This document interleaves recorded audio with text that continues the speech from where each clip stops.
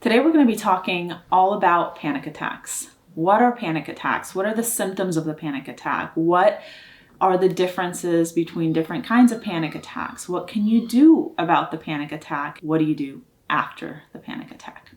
So stay tuned, and if you have not subscribed to my channel yet, hi, my name is Micheline Maloof. I'm a licensed mental health therapist, and I create videos on TikTok, Instagram, and YouTube to help you take charge of your mental health. Hit the thumbs up and follow along. So let's start with, what is a panic attack? A panic attack is a sudden episode of intense fear that creates many physical sensations that can be extremely scary when there's no real danger or apparent cause. So what does a panic attack feel like? People usually dread having panic attacks because their physical symptoms can be so scary that people end up in the hospital, in the emergency room, thinking that they're having a heart attack. Some of the symptoms can include intense heart palpitations, difficulty breathing, chest pain, feelings of choking or difficulty swallowing, feeling extremely dizzy, and sometimes even to the point of passing out. You might even feel numbness in your feet, in your hands, or a tingling sensation in your extremities. You might experience intense sweating or feeling very cold suddenly and hyperventilation. What do panic attacks look like from the outside to other people? Visually, there are two types of panic attacks. There are the external type of panic attacks where you can see the other person crying, sweating, trembling, hyperventilating, and it looks extremely scary. But there's also a different kind of panic attack that's not so obvious, and it's not always talked about, and we usually call these silent panic attacks. With the normal kinds of panic attacks, we can see that the person is experiencing all of the symptoms that I listed above. But with the silent panic attacks, the person may seem cool, calm, and collected, but internally they're experiencing all of these symptoms. So some of the most common symptoms that people experience with panic attacks usually include a lot of sweating, trembling, shortness of breath, choking sensation, dizziness, hyperventilation, heart palpitations, and sometimes people can even feel dissociated. Dissociation is a feeling of being detached from yourself or your surroundings. And it's important to keep in mind that you don't always have to have all of these symptoms at the same time in order to say that you're having a panic attack. Sometimes we may have one or two of the symptoms, and sometimes we may have way more. It really just depends on the intensity of the panic attack and what's going on in your overall life. For example, it's very possible to have a panic attack and only feel the sensations of your heart pounding and sweating, or you can only feel dissociation and the heart palpitations, and maybe sometimes you only have difficulty breathing.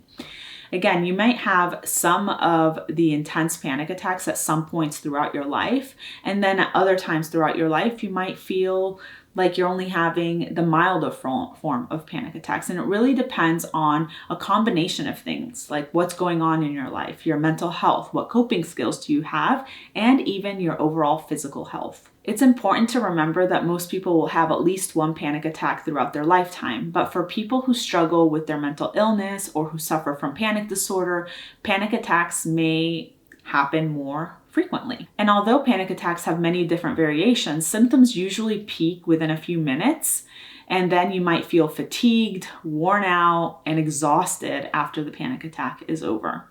It's important to also remember that although panic attacks are more common with people with anxiety disorders, you do not need to have an anxiety disorder or any other mental health diagnosis in order to experience a panic attack. So if you're watching this video, you've probably experienced a panic attack in your life, and you probably want to know what to do about them when they happen, or how to stop them or avoid them. So I'm going to go into some of the coping tools that we can use when you start feeling like you're about to have a panic attack and what you can do afterwards.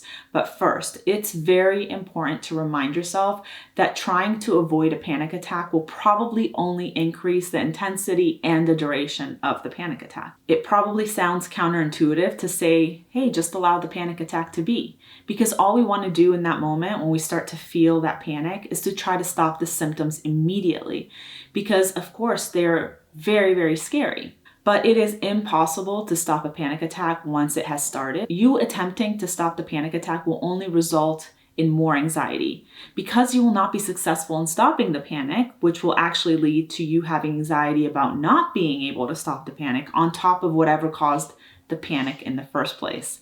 So now you're panicking about not being able to stop the panic attack. You're just layering on anxiety. So instead, what I want you to do, this is the first step. The first thing that you want to do is to notice the physical sensations that you're having. Notice that you're having a panic attack. Name it and remind yourself that what you're experiencing is a panic attack. And then try some of the following coping skills. If you've ever had a panic attack in the past and you've attempted things like mindfulness or deep breathing and it has not helped you, it's because those require that you use your prefrontal cortex in order to perform these tasks. You need to be in the present moment. But when we're having a panic attack, we are definitely anywhere but in the present moment. So instead, I want you to try to focus on your body, focus on soothing your physical body, bringing that back into the here and now by using some of the following coping skills. And then afterwards, we can focus more on the breathing. So the number one thing that I advise all my clients to have if they've ever experienced a panic attack in the past, or maybe they're anticipating a really anxious moment, is to have sour candy on them at all times. So if you've experienced a panic attack, you can do something like having Sour Patch Kids on you, or extreme sour warheads, or sour gummy worms, or whatever sour candy you prefer. You want to eat the sour candy at the first sign of a panic attack. And this helps because, number one, it helps distract your mind from the panic. The extreme sensation of sour helps the distraction of your mind. It helps shock your nervous system. It increases salivation, which increases swallowing, which then activates your vagus nerve, which is the nerve responsible for activating your parasympathetic nervous system that's responsible for relaxation. I know that sounded a little bit extreme, very wordy, but really all you have to think about is that the sour candy not only helps distract your mind, but it actually activates the relaxation system in your body. If you do not like sour candy, you can also try something salty. Some people carry around salt packets with them. You can try something spicy, like the spicy Jelly Bellies or sriracha sauce or jalapeno. All of these things have the same function. So pick your plan, try them all out, see which one you prefer. Step 2, once you've placed the sour candy or the salty or the spicy food in your mouth, once you're eating that, you want to make sure to start the grounding yourself in the environment process. And you can do this by using a very simple grounding tool called the 5-4-3-2-1 grounding tool. And the way you do this is you simply look around your environment and you try to name 5 things that you can see.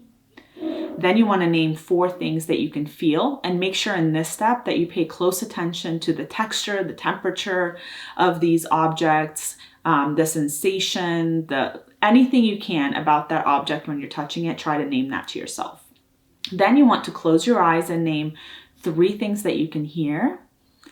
Then 2 things that you can smell, and this can be something very simple like the perfume you have on or maybe your hair. It doesn't really matter. It doesn't have to be anything elaborate. And finally, 1 thing that you can taste. This could be the sour candy or the spicy food that you have placed in your mouth, or it can be something completely different like a mint or an Altoid or a piece of gum, or if you don't have anything around you, it's okay to take a sip of water. And finally, what you want to do, and this is one of the most important steps, is to say out loud, I am safe. That there is no immediate danger to yourself and you are not in need of your fight, flight, or freeze responses right now. So the easiest way to do this, again, is to place a sour candy in your mouth, do the 5-4-3-2-1 grounding tool as we discussed, and then remind yourself and repeat it out loud, I am safe. Now, after you have done all of these steps and your panic attack has started to go down, the next really important step is to self-care afterwards. After the panic attack is just as important as what you do during the panic attack. So what you want to do once you've gone through these steps is you want to self-soothe. This is the point where you want to practice deep breathing tools like inhaling for 4 seconds and then holding your breath for 7 seconds and then exhaling for 8. That's called the 4-7-8 breathing technique. You don't have to use that one. You can use whatever your favorite breathing technique is, or just focus on the inhale and exhale. You can also get under a weighted blanket, cuddle with a pet, put on your favorite TV show, light a candle, call a friend, listen to your favorite song, and just try to take it as easy as possible for the rest of the day. If you're not at home and you're not sure what to do, you can head to the bathroom, whether you're at work or at school or out in public, splash some cold water on your face, do a few rounds of breathing exercises, eat another piece of sour candy, and again, remind yourself that you're safe and go about your day. And then when you get home that night, try to engage in some self-soothing activities. I hope that you found this video helpful. Please let me know in the comments below if there's any question that you have that I did not answer in this video, what you want to know about panic attacks. I have tons of videos on panic coping skills on my TikTok and Instagram, so make sure you check those out if you get a chance. I have videos about panic on a plane, panic in a car, panic in traffic, but I will be making many of those videos for YouTube as well. But if you want some quick tips, make sure to head over there and check those out. And again, let me know if you enjoyed this video. If you found it helpful, give me a thumbs up and don't forget to subscribe. See you next time.